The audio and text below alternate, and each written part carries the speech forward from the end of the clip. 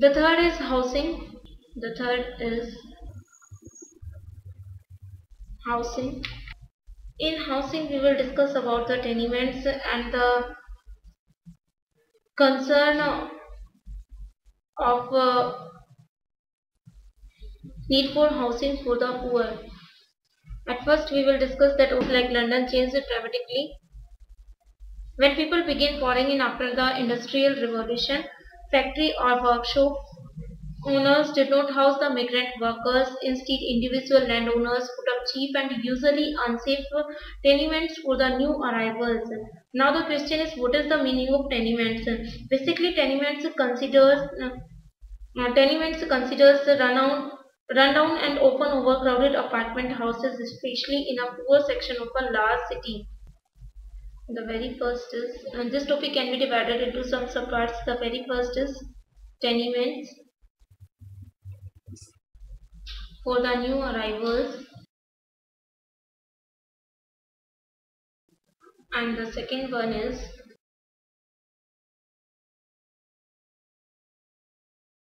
people recognize people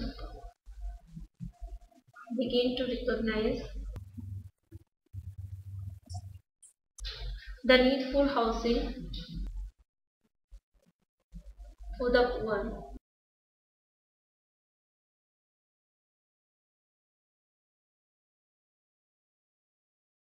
Older cities like London changed dramatically when people began pouring in after the Industrial Revolution. Factory or workshop owners did not house the migrant workers. Instead, individual landowners put up cheap and unusually unsafe tenements for the new arrivals. What is the meaning of tenements? Basically, tenements are considered rundown and often overcrowded apartment houses, especially in a poor section of a large city. At that time, people were not mm, concerned about the need of the houses for poor. Although poverty was not unknown in the countryside, it was more concentrated in cities. In 1887, Charles Booth conducted the first social survey of low-skilled London workers in the East End of London, and he found that as many as 1 million Londoners meet it is about one-fifth of the population of London at the time. They were very poor and were expected to live only up to an average age of 29, and these people were more than likely to die in a workhouse, hospital, or lunatic asylum. The second is people begin to recognize the need for housing for the poor. After some time, the better off city dwellers continued to demand that slums simply be cleared away because they thought that the slums could be a reason to break out the infectious disease. But gradually, a larger and larger number of people began to recognize the need for housing for the poor. What were the reasons for this increasing concern?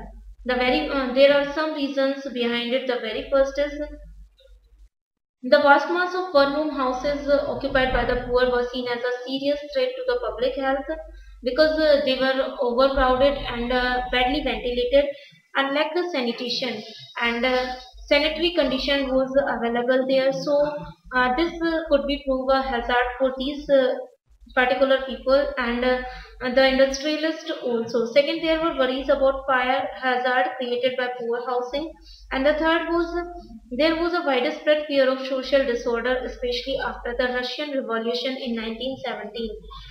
The industrialist and businessmen had the fear that the workers might be assembled and the workers might be gathered, and after after being united, they could revolt against them, against their rules and regulations. So this was also a hazard for these people. Workers' mass housing schemes were planned to prevent the London poor from turning rebellious. So basically, to control or to remove this fear, the workers' mass housing schemes were planned so that they can prevent the London poor from turning rebellious, and they can increase the sanitary conditions of London. In this channel, we will discuss the fourth topic, that is cleaning London. In this topic, we will discuss about the steps that were taken to clean up London by the authorities. And this topic can be divided into some subparts. The very first is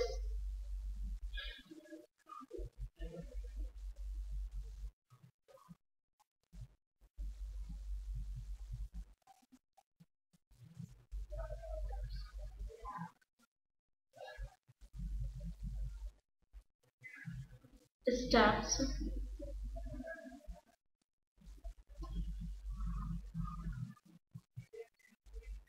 that were taken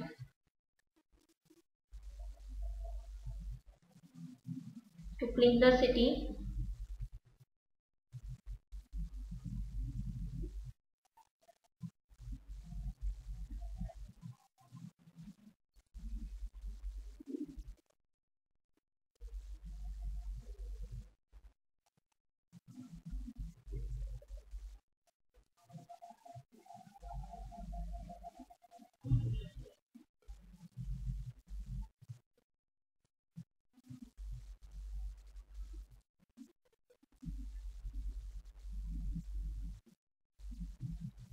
Ideas such as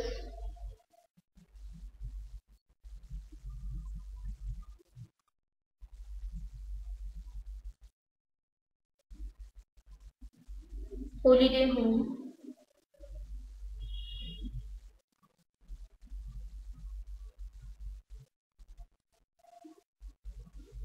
and Greenbelt and Greenbelt came in existence.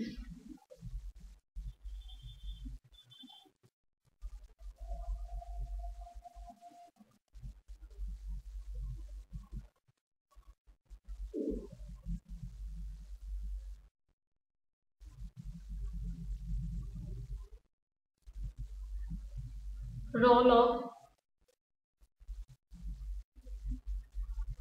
architect and city planners.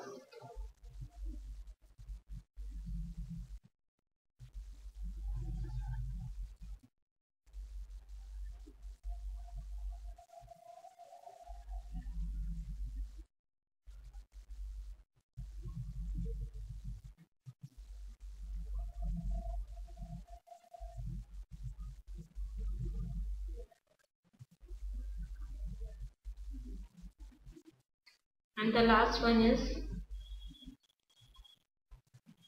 the responsibility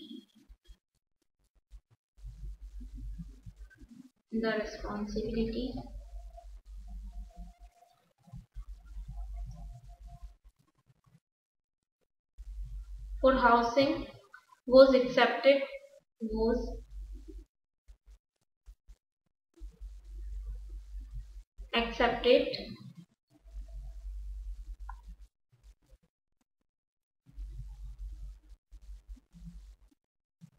by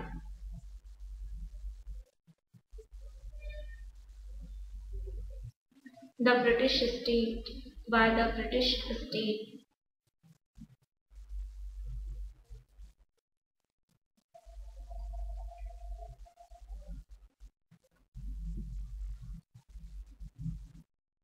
The very first is steps that were taken to clean the city. In this topic, we will discuss the steps that were taken to clean up London. Basically, attempts were made to decongest localities, clean the open spaces, reduce pollution, and landscape the city. Large blocks of apartments were built akin to those in Berlin and New York cities, which had similar housing problems. Rent control was also introduced in Britain during the First World War to ease the impact of a severe housing shortage. The second is ideas such as holiday home and green belt came in existence. In the 19th century, industrial city also led to a yearning for clean country air, and at that time, many wealthy residents of London could afford a holiday home in the countryside, and so that they demanded for new lungs for the city, and some attempts were made to bridge the differences between cities and countrysides with the help of the ideas of green belt around London. According to them, if a green belt was made around the London, it could create some difference between the city and the countryside. And green belt would provide the clean air for London city and the residents of London also. The third is the role of architects and city planners. At that time, architect and city planners basically Howard developed the principle of the garden city, a pleasant space full of plants and trees where people would both live and work. According to him, this would also produce better quality citizens because this would easily keep the mind of residents fresh and they could concentrate easily. Or obviously, the garden city would provide a clean air and a clean environment for every human being. And after it, when Raymond and Barry followed the ideas of Howard, they designed the garden city of New Essex. There were common garden spaces, beautiful views, and great attention to detail in the end. Only well-off workers could afford these houses because the rent, or we can say the money which had to be paid for these houses were very high, and each labor cannot afford this type of rent. Between the third is the responsibility for housing was accepted by the British state. Between the two words were the responsibility for housing the working class was accepted by the British rules, British states, and a million houses, most of them single family cottages, were built by local authorities. Meanwhile, the city had extended beyond the race where people could walk to work and the development of the other areas so that transportation facility could be available to the people. The last and next topic of this part is transport in the city. Transport in this topic we will discuss how could people be persuaded to leave the city and live in garden shops unless there were some means of traveling to the city. Basically, in this topic we will discuss about the existence of underground railway. The very first section of the underground in the world opened on 10th January 1863 between Paddington and Farrington Street in London. On that day, 10,000 passengers were carried by the underground railways with trains running every 10 minutes. By 1880, the expanded train services was carrying 40 million passengers a year. At first, people were afraid to travel underground. But what was the reason of this what was the reason of this fear? Basically, the very first reason is that they thought that it will be not ventilated for them, and according to the description of one reader, he said that the compartment in which he was sat, the compartment in which he sat was filled with passengers who were smoking pipes. So the atmosphere was a mixture of sulfur and coal dust and foul fumes from the gas lamps above, so that by the time they reached their destination, and people thought that this could be a menace for their health. The underground railway was not successful at that time.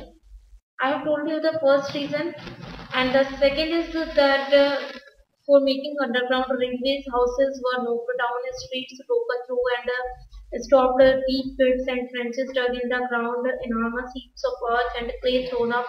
There were 100,000 shapes and substances of incompleteness, widely mingled out their places upside down and burrowing in the earth.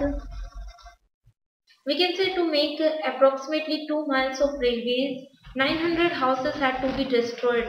Somewhere, thus, the London Tube Railway led to a massive displacement of the London poor, especially between the two world wars.